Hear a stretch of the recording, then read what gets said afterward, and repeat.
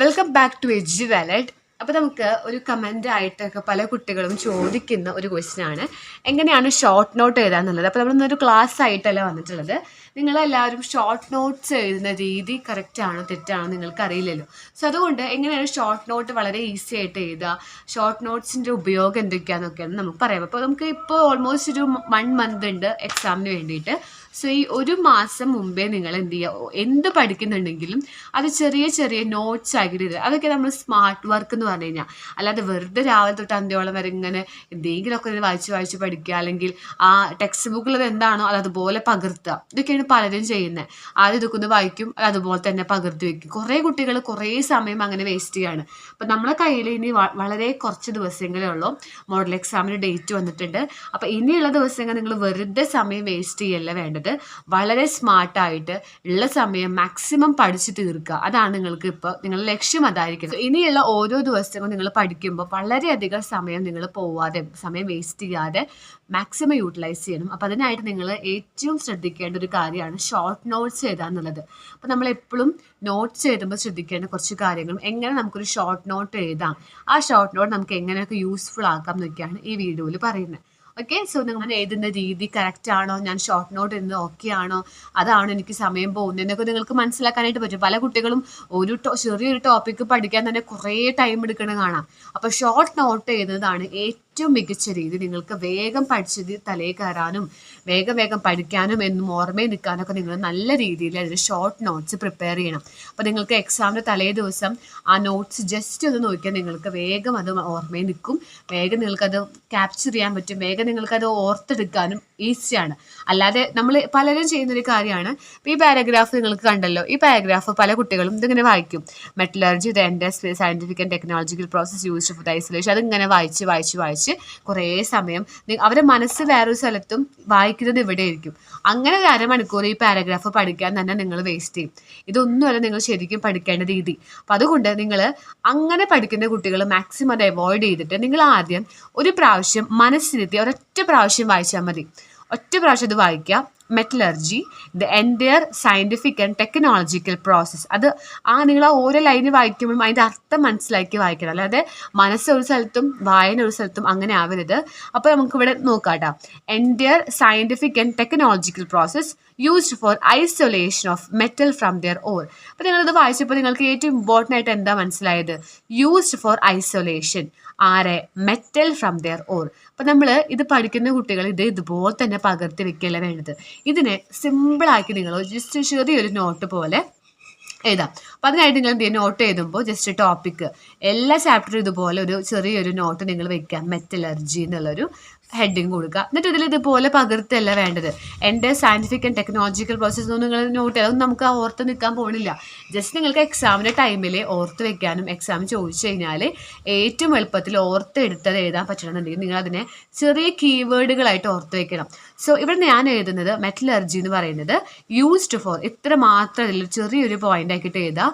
Used ഫോറിന് എഴുതാം. Used for isolation of metal, ഇത്ര മതി. ഐസൊലേഷൻ ഓഫ് മെറ്റൽസിന് വേണ്ടിയിട്ടാണ് എന്ത് യൂസ് ചെയ്യുന്നത്? മെറ്റൽസിനെ ഐസൊലേറ്റ് ചെയ്യുക എന്ന് പറയുന്നത് അതിനെ ഉണ്ടാക്കിയെടുക്കുക, അല്ലെങ്കിൽ അതിനെ മാറ്റി നിർത്തുക. എവിടുന്ന്? From their ore. അപ്പോൾ ഓർ ഇങ്ങനെ ജസ്റ്റ് ഒരു ഏരോ മാർക്ക് ഇട്ട് എഴുതുക. അപ്പോൾ നമുക്ക് വേഗം നോക്കിയാൽ മനസ്സിലാവും. Used for isolation of metal from the ore, ആ ഓറിൽ നിന്ന് മെറ്റൽസിനെ എടുക്കുന്നു, അത്ര മതി. അല്ലാതെ അത് ആ പാരഗ്രാഫ് കംപ്ലീറ്റ് ചെയ്തിരുന്നില്ല. പിന്നെ അതിന് മേജറായിട്ട് 2 സ്റ്റെപ്പ് ഉണ്ട്. Concentration of or, isolation and purification, 3 സ്റ്റെപ്പുകളാണ് ഉള്ളത്. അപ്പോൾ അത് ജസ്റ്റ് നിങ്ങളൊന്ന് കാണാണ്ട് പറഞ്ഞു നോക്കുക. Concentration, isolation, purification. നിങ്ങൾ എപ്പോഴും പഠിക്കുമ്പോൾ ഒന്ന് ഉറക്കനെ വായിച്ച് പഠിക്കുക. എന്ത് പഠിക്കുമ്പോഴും അല്ലാതെ വെറുതെ ജസ്റ്റ് അത് നോക്കിയിരിക്കാതെ, അപ്പോൾ നിങ്ങൾ ഉറക്കനെ വായിച്ച് പഠിക്കുകയാണെങ്കിൽ ജസ്റ്റ് അത് നോക്കിയിരിക്കുന്നുള്ളൂന്നുണ്ടെങ്കിൽ കുറേ സമയം അവിടെ പോവാണ്. നിങ്ങൾ ആ മനസ്സിൽ വായിക്കുമ്പോൾ തന്നെ നമ്മൾ എന്തെങ്കിലും കാര്യത്തിലേക്ക് നമ്മൾ ഡീവിയേറ്റ് ചെയ്യും. ജസ്റ്റ് നമ്മളിങ്ങനെ മനസ്സിൽ വായിക്കുന്നു, പക്ഷെ നമുക്ക് അപ്പോൾ തന്നെ മനസ്സിൽ വേറെ എന്തെങ്കിലും ചിന്തകൾ വരും.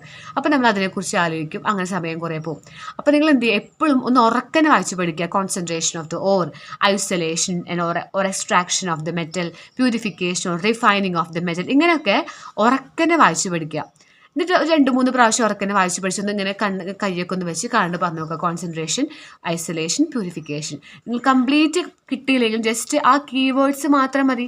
കോൺസെൻട്രേഷൻ എഴുതുക, അടുത്തത് ഐസൊലേഷൻ, മൂന്നാമത്തെ പ്യൂരിഫിക്കേഷൻ. ഞാൻ എഴുതുന്ന പോലെയല്ല, കുറച്ചുകൂടി നീറ്റായിട്ട് നിങ്ങൾ എഴുതുക കേട്ടോ. പോയിന്റ് ഒക്കെ ആക്കിയിട്ട് എഴുതുക, അല്ലാണ്ട് കുറേ എസ്സേ പോലെ ഒന്നും എഴുതരുത്. പോയിന്റ് ആക്കിയിട്ട് നല്ല നീറ്റായിട്ട് എഴുതുക. നീറ്റായിട്ട് എഴുതുമ്പോൾ നിങ്ങൾക്ക് പിന്നീട് നോക്കുമ്പോൾ നിങ്ങൾക്ക് പഠിക്കാൻ തോന്നും. അതൊരു നീറ്റില്ലാണ്ട് അവിടെ ഇവിടെ ഒക്കെ എഴുതുക, നിങ്ങൾക്ക് തന്നെ നോക്കുമ്പോൾ അത് എന്താ സംഭവം എന്ന് മനസ്സിലാവില്ല. അപ്പോൾ എപ്പോഴും എഴുതുമ്പോൾ എന്ത് ചെയ്യുക, നീറ്റായിട്ട് എന്തെങ്കിലും വേറെ കളേഴ്സോ അല്ലെങ്കിൽ ഒരു ബ്ലാക്കും ഒരു റെഡും അങ്ങനെയൊക്കെ പെന്നുകളൊക്കെ ഒന്ന് മാറ്റി കളറൊക്കെ ചേഞ്ച് ചെയ്തിട്ടൊക്കെ ഒന്ന് ചെറിയ നോട്ടാക്കിയിട്ട്, അതിന് വേണ്ടി കുറേ ബുക്ക് കളയുന്നതല്ല, വളരെ ഷോർട്ട് നോട്ട്സ് ആക്കി നിങ്ങൾ എഴുതുക. കാരണം നിങ്ങൾക്ക് ഇതന്നെ ഓർമ്മയിൽ നിൽക്കുള്ളൂ.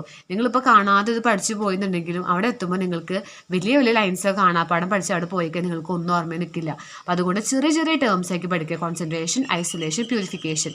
പിന്നെ നിങ്ങൾക്കത് ഉണ്ടാക്കി എഴുതാൻ പറ്റും. കോൺസെൻട്രേഷൻ നമ്മൾ ആരെ കോൺസെൻട്രേറ്റ് ചെയ്യുക, ഓറിനെ. ഐസൊലേറ്റ് ചെയ്യുന്ന ആരാണ്, മെറ്റലിനെ. പ്യൂരിഫിക്കേഷൻ ചെയ്ത ആരാണ്, മെറ്റലിനെ. ആ purification of metal, concentration of or, isolation of metal, അങ്ങനെയൊക്കെ എഴുതി അവസാനിപ്പിക്കാനായിട്ട് പറ്റും.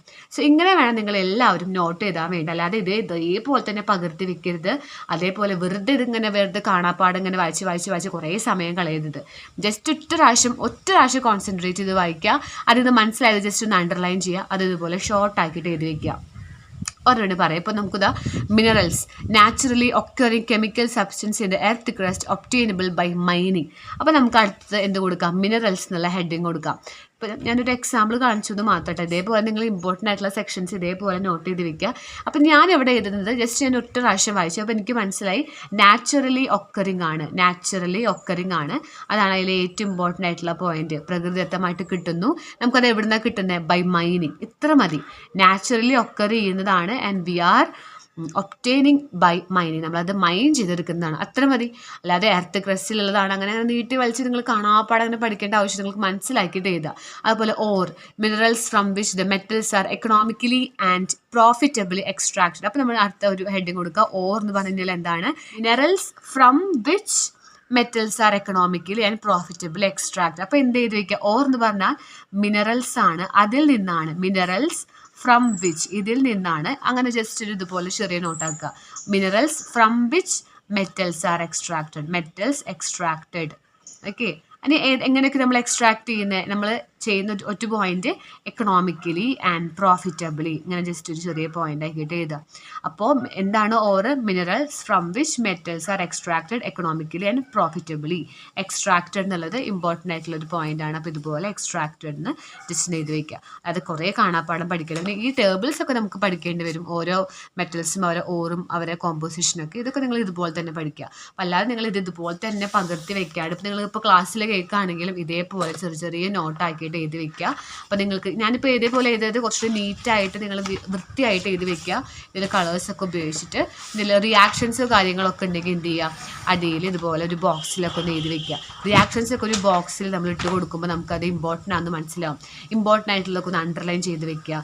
അങ്ങനെയൊക്കെ നിങ്ങൾ എപ്പോഴും എന്ത് ചെയ്യുക, നോട്ട് എഴുതി പോയി. ഇപ്പം നിങ്ങൾക്ക് നോട്ട് എഴുതാനൊക്കെ ഉള്ള സമയമുണ്ട്. ചെറിയ പഠിക്കുമ്പോൾ ഒപ്പം നോട്ട് എഴുതാനുള്ള സമയം നിങ്ങൾക്ക് ഇപ്പോൾ ഉണ്ട്. പക്ഷേ എക്സാം എടുക്കുമ്പോൾ നിങ്ങൾക്ക് ഇതുപോലെ നോട്ട് ചെയ്ത് വെക്കാനും സമയം ഉണ്ടാവില്ല. അപ്പം നിങ്ങൾ ഇപ്പോഴത്തെ ഈ സമയം നിങ്ങൾ വെറുതെ വായിച്ച് കുറേ സമയം വേസ്റ്റ് ചെയ്യാണ്. അപ്പോൾ നിങ്ങളിപ്പോൾ ഇതുപോലെ നോട്ടൊക്കെ എഴുതി വെച്ചാൽ നിങ്ങൾക്ക് എക്സാം എടുക്കുമ്പോൾ ജസ്റ്റ് ആ നോട്ട് ഒന്ന് വേഗം നോക്കി പോകാൻ പറ്റും. ഒരു ചാപ്റ്ററൊക്കെ 1/2 മണിക്കൂർ നമുക്ക് വേഗം പോകും. അല്ലാതെ ഈ ബുക്കൊക്കെ എടുത്തതുപോലെ പഠിക്കാൻ തുടങ്ങിക്കഴിഞ്ഞാൽ നമുക്ക് 2-3 മണിക്കൂറൊക്കെ വേണ്ടി വരും. സോ ഇതൊക്കെയാണ് നോട്ട് എഴുതുമ്പോൾ നിങ്ങൾ ശ്രദ്ധിക്കുന്നത്. ഇതേപോലെ വേണം നിങ്ങൾ നോട്ട് എഴുതാൻ വേണ്ടി. അപ്പോൾ നിങ്ങൾക്ക് ഈ വീഡിയോ യൂസ്ഫുൾ ആയി എന്ന് ഞാൻ വിചാരിക്കുന്നു. യൂസ്ഫുൾ ആണെങ്കിൽ ലൈക്ക് ചെയ്യുക, കമൻറ്റ് ബോക്സിൽ അറിയിക്കുക. ഓക്കെ. അപ്പോൾ നമുക്കിനി അടുത്ത വീഡിയോയിൽ കാണാം. Thanks for watching.